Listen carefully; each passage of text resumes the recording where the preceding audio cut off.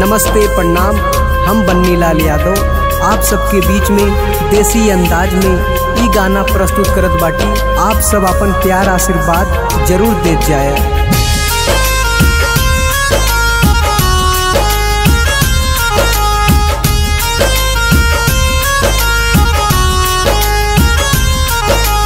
जिला जौनपुर हउए हमरो बखरिया, जिला जौनपुर हउए हमरो बखरिया। जहाँ चौकिया धाम मैहर माई के बनाम शाही पुलावा किलावा। जिला जौनपुर हउए हमरो बखरिया, जिला जौनपुर हउए हमरो बखरिया, जिला जौनपुर।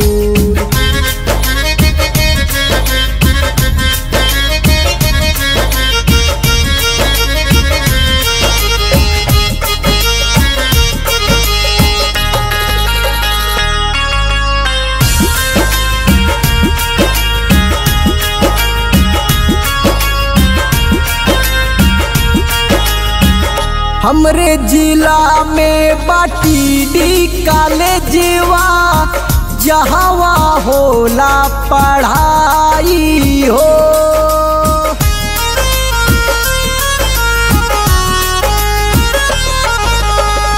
माधव पट्टी बाए कई गौआ आईएस पीसीएस भेटाई हो।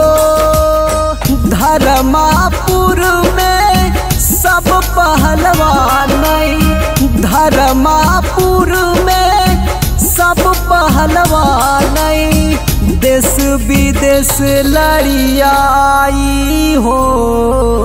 जिला जौनपुर हउए हमरो बखरिया, जिला जौनपुर हउए हमरो बखरिया, जिला जौनपुर।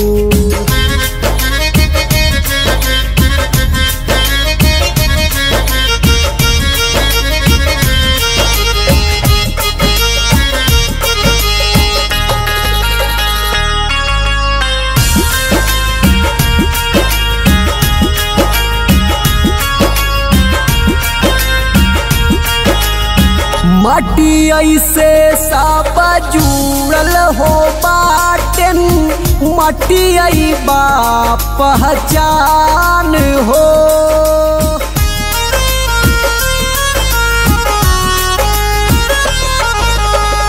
माई बहिनी भौजाई हदादी सब कर होला सम्मान हो। निक नाला गई देश परदेसवा, निक नाला गई देश परदेसवा।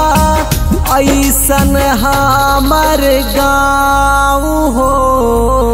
जिला जौनपुर हउए हमरो बखरिया, जिला जौनपुर हउए हमरो बखरिया, जिला जौनपुर।